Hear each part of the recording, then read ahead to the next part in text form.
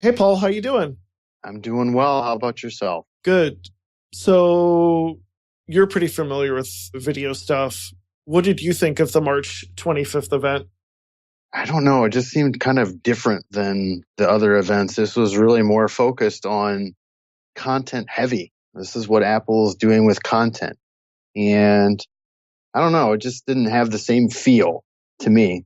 I like the technology aspect of what they provide, and they were just talking about their content distribution platforms for the most part.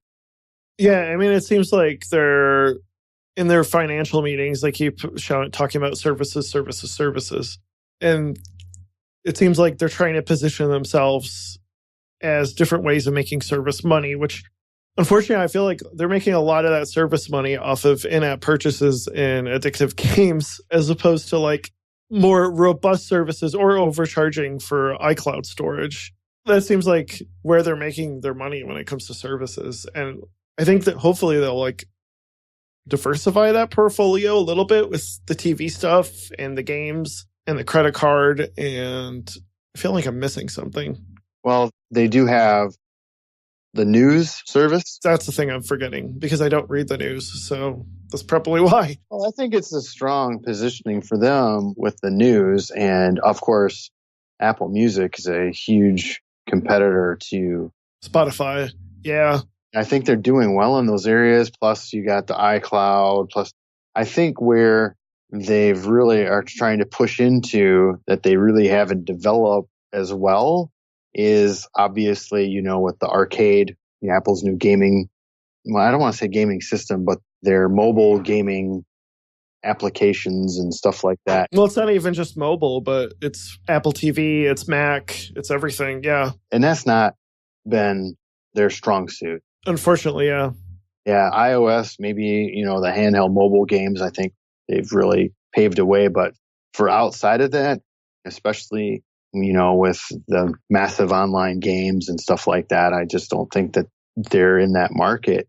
And to tag on to that is the Apple TV Plus system. I think that that's another instance. I know that we talked about a little bit that where they're going to be fighting an uphill battle. Do they have the distribution platforms to do this appropriately? Yeah, they do. But I'm not so sure they're there with the content. It's like, I think that the arcade and the Apple TV Plus system might be a little bit a harder sell. I almost want to say, so there's like the Apple TV app, right? And then there's Apple TV Plus. Apple Yes. TV app is basically taking the Apple TV software and putting it as an app on various like third-party TVs.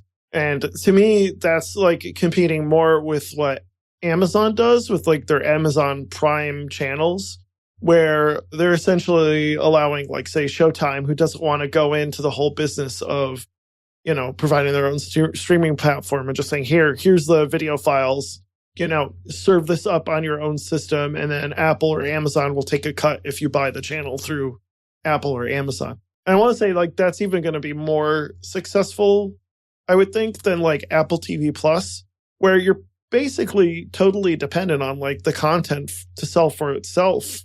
And, maybe with like Spielberg and Oprah, they can do it, but there's no guarantee of that. I don't know. You know what I mean? But, well, exactly. I mean, you're basically trying to charge a service and compete with heavy hitters like Netflix and Amazon and Hulu. And now in the fall, Disney Plus is going to release their own streaming service as well. And the difference being is that Apple is looking to do their own original content, going up against these behemoths that have either created their own content for years, well, like Disney, let's go decades. Yeah, right. Practically 100 years. Yeah, and so it's just, like I said, I think that that's an uphill battle because, yeah, you have names like Steven Spielberg and you have names like Oprah Winfrey, but, I mean, that's just there's just a couple of names versus this whole system of budgets being in the streaming space, billions of dollars being shifted into this content creation space. And, Netflix and Hulu, I mean, they built their business on the back of distributing content for years before they decided to go into making their own. But people were used to the platform. And same thing with Amazon. Right. They were in the business of distributing content before they're like, wow, we're making all this money. Let's make our own. And now those three platforms that I just mentioned, Netflix, Hulu, and Amazon, they're making award-winning, critically acclaimed pieces of content. And that took years. Yeah, it did. It did take years. Yeah. And then now you have Disney. I mean, that's going to take a dent out of all those other threes. The three. I mean, it's just because they basically own what I paid attention to in my childhood. It's just crazy. I'm not saying that Apple can't do it. Apple can't find a way, but I just feel like it's a really, really big hill to climb. Yeah. If you're really interested in this stuff, I just listened to an episode of Exponent where he talks about the whole history of like Disney and streaming. And I found it really interesting because he goes into the nitty gritty of like even cable TV and why Disney would go to the extent of like purchasing stuff like ESPN. And it all goes back to the whole cable packages thing. Mm-hmm. And it's interesting because you're talking about like, oh, are they going to make a dent? Like, I would say like it's less of a problem for Amazon or Netflix because they're already inside the homes. And I don't think Netflix is in as much of trouble as they would have thought like 6 months ago because they just have already they have that inertia of already being in people's homes.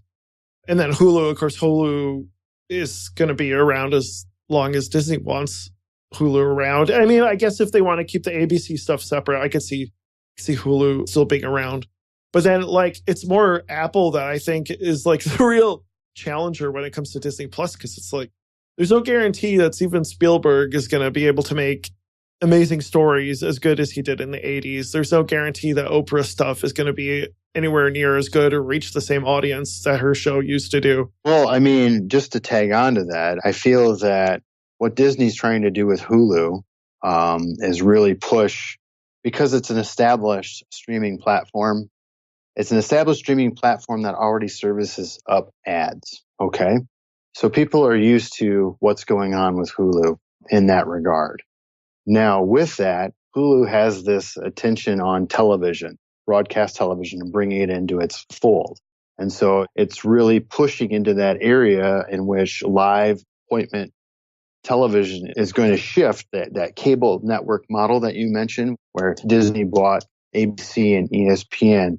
I mean, which was a smart thing for them to do because ESPN was the most expensive channel on every cable package. By far.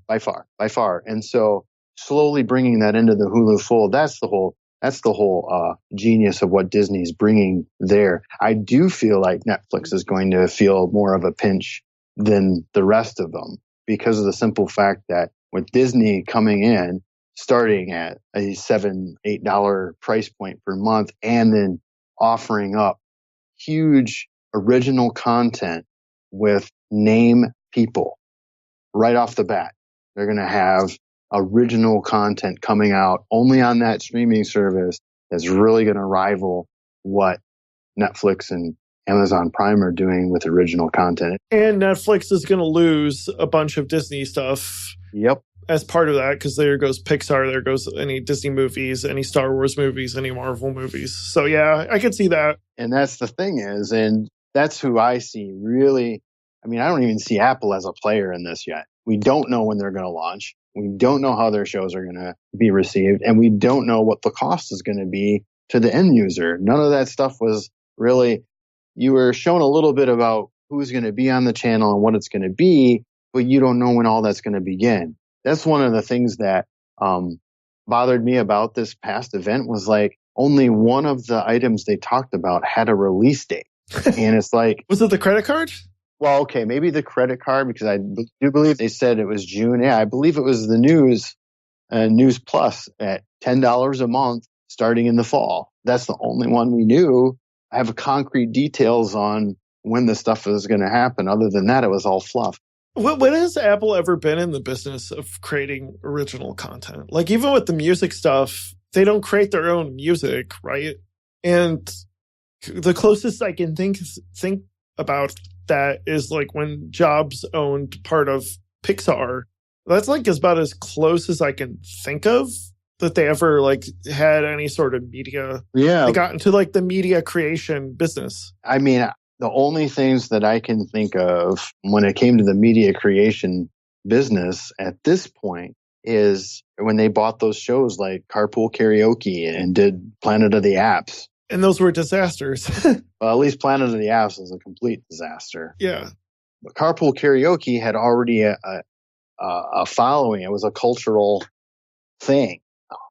People knew what that was and what it was about. It may not have had the same people, but they knew what that was. Planet of the Apps was a completely new concept that failed. It's almost like, but you think of some of the areas in which Apple tried to dive into and they didn't do well. And that's like Ping. Remember Ping? Yeah. Well, I don't remember Ping, but I know exactly what you're talking about. Social media. They couldn't do it. They couldn't do that. And then they had something that attached to artists, musical artists.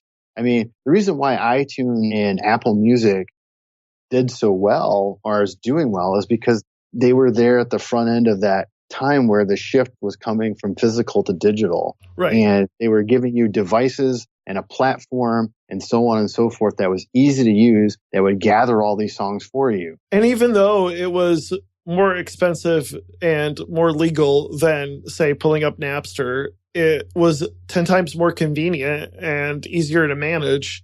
And it was worth it to people. Yeah, I think that was a big part of why that became such a success. But they weren't creating content for it. They were distributing already developed content just in an easier, more effective way. Exactly.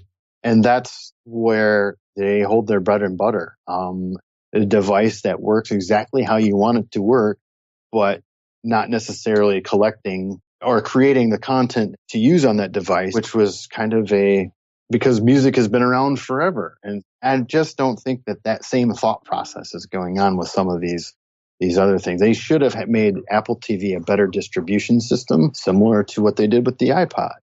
I mean, it's good. I mean, I have an Apple TV. We don't have any problems with it. But I mean, with the TV app, that's part of that, in which they're trying to create it like an iTunes-like system in which it gathers all your channels and all you have to go to is in one place. But Netflix opted out of that. And I'm like, well, I'm not going to use this app because it's not going to collect the Netflix programs I'm watching and going right to that. So, I mean, people can opt out of that. And so it makes it less useful.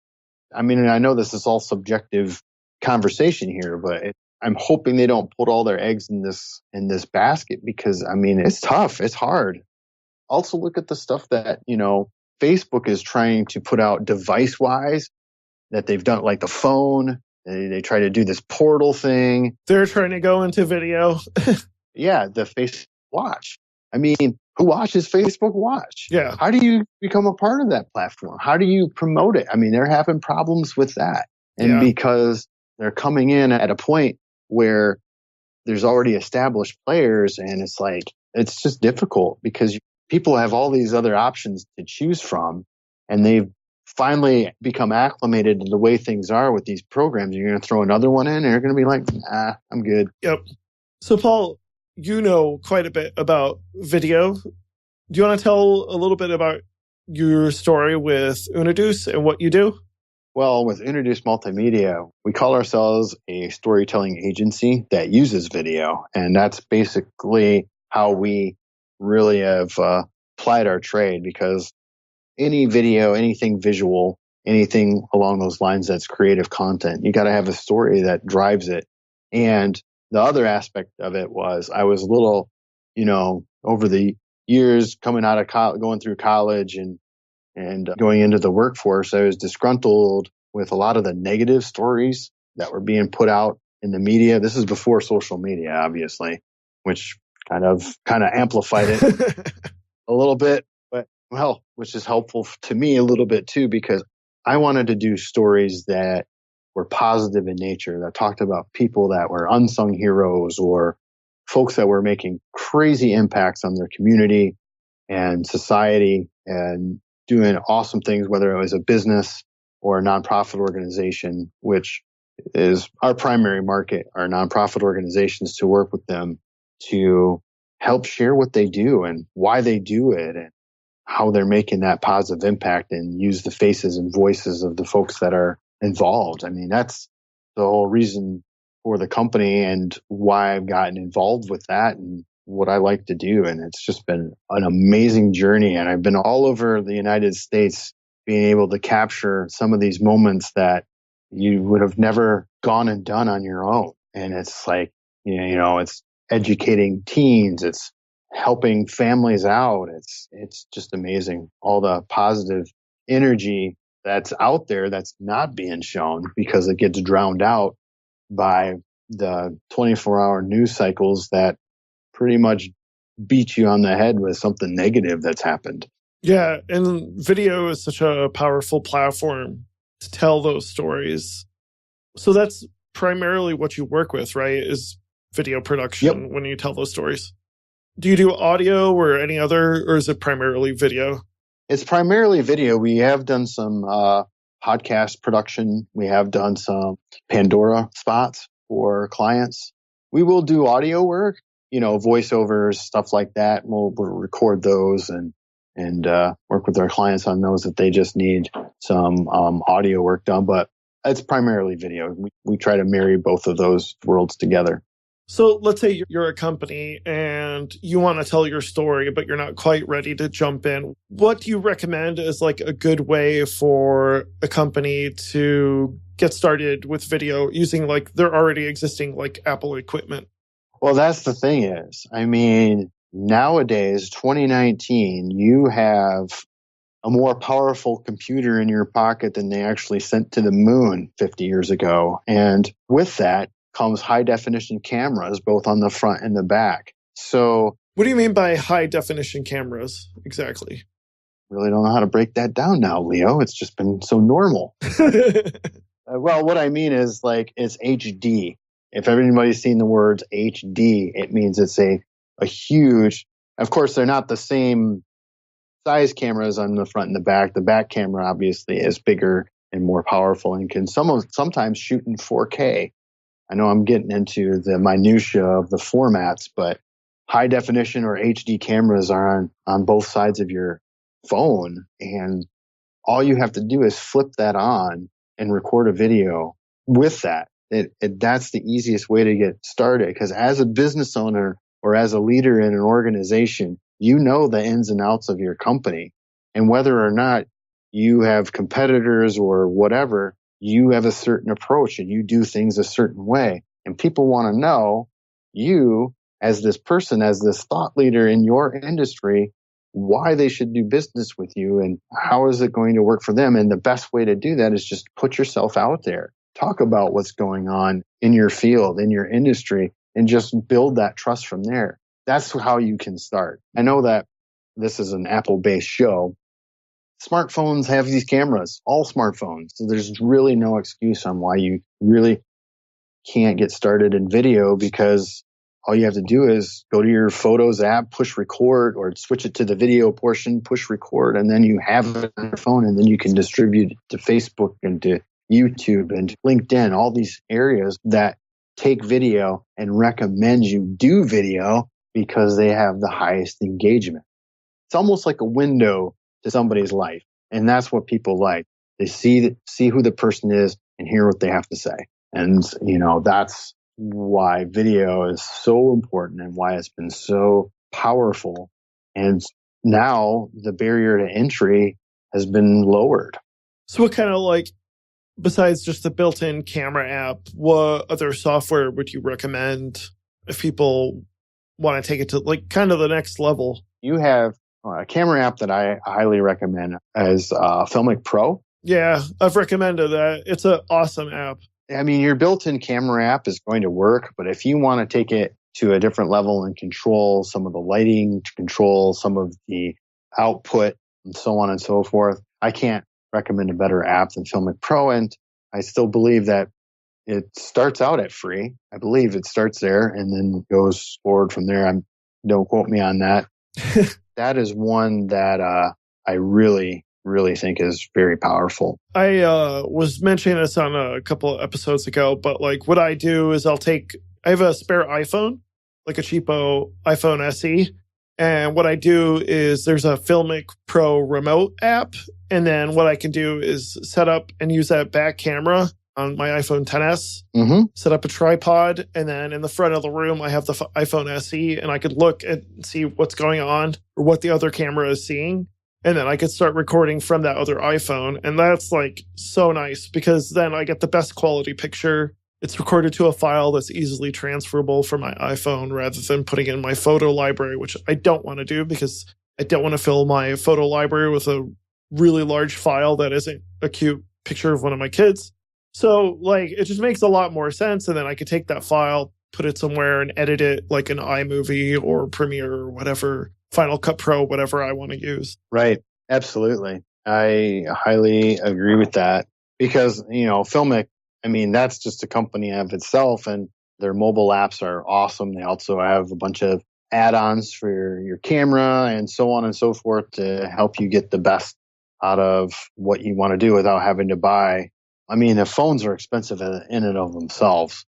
I mean, and then buying another DSLR or camera, that's just adding. And some folks don't want to do that, but they still want to get stretch can on their phone. And that's a hugely crucial program. Speaking of phones, is there any particular phones you'd recommend for doing video recording? I guess like on the Apple side, it seems like an 8 Plus and up would be a really good phone as far as HD. Or do pretty much all their phones do HD now? All their phones do HD, and I would not honestly disregard even going as far back as the 6S with a really good video camera. Okay. I thought the 6S was a really good camera. I'm on the 7 right now. I haven't waiting for my contract to go up so I can get a new camera. But yeah, I mean, the 7 is marvelous. 6S has been marvelous. So starting from there on, you're going to be pretty solid, especially on the camera on the back. The front camera has to be smaller and more whatever. It's more used for like the selfie stuff and, video calls, so on and so forth. But the camera on the back, yeah, since the 6S, I think they've just done a solid job in creating cameras for the phone. When was the first camera that could do 4K on the back? Do you know? I think that may have been the 7. Was it? Okay. All right. So it may have been like, the 7 or 7 Plus that has the 4K back camera. But yeah, it's pretty amazing what you can get these phones. So let's say you have the video now. What would be the best and easiest way to just edit that video on someone's computer? Or, well, could you edit on the phone, I guess? You can. And Apple has 2 really great free apps that they've made themselves that I think are just wonderfully done. They are, before I leave everybody in suspense here, they're Clips and iMovie. Clips is really good to throw something together for social media. They have a great graphics ability. They have some good trimming options and stuff like that. iMovie blew me away. It blew me away with what it could do just on a phone. I was like, you could honestly edit some really big time things on the mobile platform with iMovie. I mean, it still didn't have all the bells and whistles of a full blown video editing software, but I thought right off the bat, and being free, both of those that you can just download off the App Store right now, which I recommend everybody to do if you want to do any type of video development using your mobile devices. Clips and iMovie, I can't recommend more. And then from those apps, you can just go ahead and export it anywhere, right? Like save it to your photos library or export it to YouTube or whatever. Absolutely. Both of them have a multiple sharing options for you to do on your export, plus keep a solid file for you to do whatever you want with elsewhere. Maybe re-edit it, put it in a different platform, or just share it at a different time. I mean, that's the beauty of it. So what other hardware recommendations would you recommend? Well, I mean, hardware recommendations, oh man, way to narrow it down, Leo. Would you just say like, just get any old Mac, maybe an iPad be even more beneficial if you're going to do editing? an iPad to do any on-the-go editing will be helpful because it's a bigger screen real estate. You're able to get your fingers to pinch and zoom better on a bigger screen. Any type of bigger screen is going to be helpful. Yeah, I agree. Especially with like iMovie, I think like it's not impossible to do it on the iPhone. I think you can get away with it, especially if it's a short enough movie. But like if you're doing anything longer, like it's just so much easier to just have that screen real estate on the iPad. And it doesn't even have to be a fancy iPad as long as you have the video on it somehow. Like the important thing is just the user interface because you've already recorded it. Agreed. Yeah, I mean, the iPads are just getting better and better and better and more speedy. I mean, it's not quite a laptop killer yet. It's actually far from that, but it can really help, especially in the video editing space if you're just doing something simple like with iMovie or Clips. Yep. So for your company, obviously you must have a few Macs and equipment. What kind of equipment do you have? Like what kind of Macs do you have at your production company? We do all of our stuff on 3 iMacs. We have 3 iMacs that do all of our post-production and archiving work, so on and so forth. And then I have a MacBook Pro that I can do all my administrative stuff. But a lot of the stuff we use is through iCloud. So, all of our calendars are synced. All of our contacts are synced through everything. If I have a Mac Mini at home that's also hooked to our iCloud. So if I need to do something really quick on the Mac Mini at home, I have that. I mean, I still have the Mac Mini, not the newest one, but the one that was a version before that. Well, yeah. So, I mean, it's really a solid ecosystem in here. And I use iMacs on purpose because they're really fast machines that can handle heavy duty files, but they're also a screen and CPU all in one. You don't really have to shell out for one or the other or getting a screen and a CPU. I mean, I've been using the iMacs for years upon years. And I just felt like that's a solid tool to do the video work you need to do. Yeah, I agree. Like, I love my iMac. I could lose my MacBook Pro and I'd be okay with that. But like the iMac, I just get so much more work done and that screen size is so useful. Have you thought, like, if you were going to buy another Mac, would you still go with the iMac? Would you maybe go with the iMac Pro? What's your positioning on that right now? I'm actually in the same boat where I'm like, I have a 2014 iMac, and as soon as I can, I'll probably upgrade it to something new. And they just came out with like upgraded iMacs. So part of me is like, okay, do I get an iMac? Should I just go shell out the extra money for a Pro? Like, what should I be doing?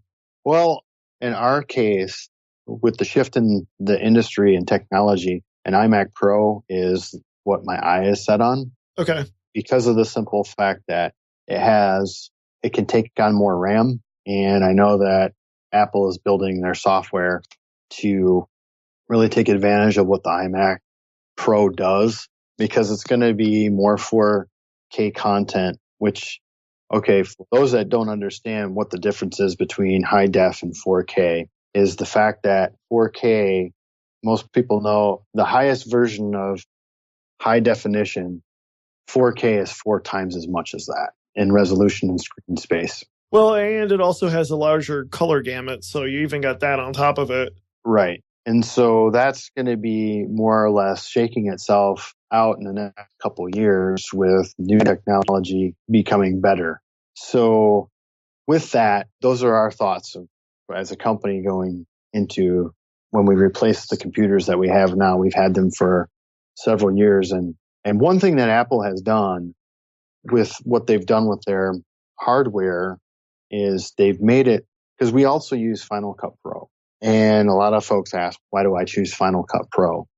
Well, by choosing Final Cut Pro as our main editing platform, not only is everything synced, we can have projects on one computer or one hard drive, just plug it into the next one, and then the other person can edit it as well with no problems, or vice versa when you transfer those files. But when they went to Final Cut Pro 10, which was a huge controversial issue because it completely changed how the platform worked, how it looked, how it felt to those who were used to the way Final Cut was built prior. But by doing that, they allowed the platform to not just ping the RAM, but the graphics processing unit. So they beefed up the graphics processing unit. So therefore, your computer wasn't getting hit as hard with these high definition files, and you're allowed to extend their lifespan. So, because before I would have to replace a computer every year and a half because it would just be done. It's done.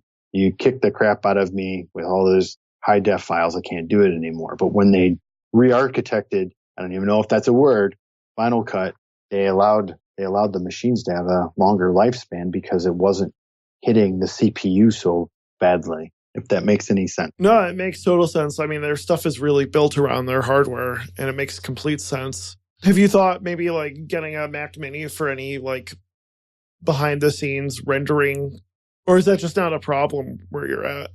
Well, that's the other thing with the way Final Cut works is like you don't have to have these large render farms or anything like that, or you don't have to leave like for 45 minutes to let something render just to see if it's going to work out. I mean, they do all the rendering in the background. It does depend on the speed of your system, how fast that background rendering works, but it's an amazing thing in which it's really increased our efficiency in getting things done on time because things just happen in the background. As for the Mac Mini, let's not discount what it can do. Now, a Mac Mini is another really powerful, compact machine that can do a lot of the things that some of these older iMacs from 2017 and beyond, not the iMac Pro, but they're a solid. These new Mac Minis, like they're not like, oh, your grandma needs a computer, let's just get her a Mac Mini and then all we have to do. It's not, they weren't targeting that market when they announced it in March. Like it's a professional computer for like software developers who need like something to run tests all the time, or for video production people to like constantly render video in the background. So that way, it's something you just keep going in the cloud in the background without having to worry about it and doing heavy lifting of processing. They're like heavy computers, solid ones that just don't happen to have a monitor attached to it. Right. I mean, that's the only thing, but they're really inexpensive as opposed to like a Mac Pro or whatever, in which you have to buy a $3,000, $4,000 machine and then buy a monitor that will work with it. See, a Mac Mini is what, $1,200 or less? Mm-hmm. Yeah, I think like $800 for the cheapest. Yeah, and so that's really inexpensive for a computer, for one that you want to do some solid work on, and you just buy a display that goes alongside that, and you're spending like about the same you would for a laptop, but you're getting a more powerful machine. Yeah, that makes total sense. So before we close out, I guess I wanted to get like, what kind of IT issues do you run into when what are some common IT issues that you run into running your equipment? Common IT issues, the biggest thing is archiving, backup, that type of deal, because the files we have are so massive.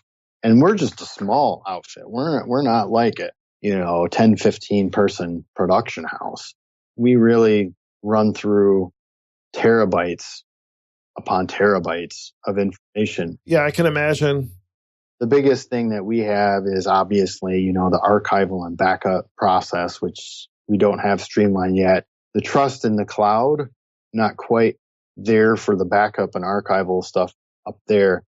The one thing we do use the cloud for, or what we do, is just client approvals, so on and so forth, that type of deal, distributing videos over the web.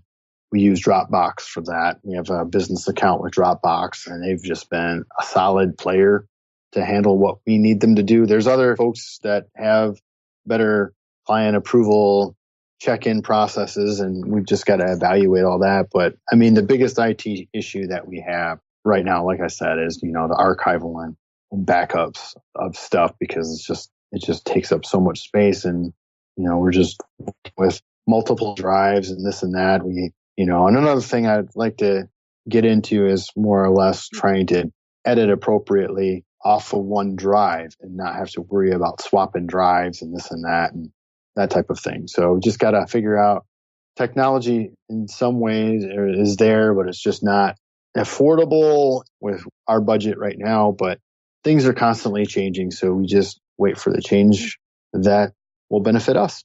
Yeah, that makes a lot of sense. I think I use Backblaze for my cloud backup. you can never have too much backup. But one thing I wanted to bring up is they have a whole series of blog posts about hard drive health.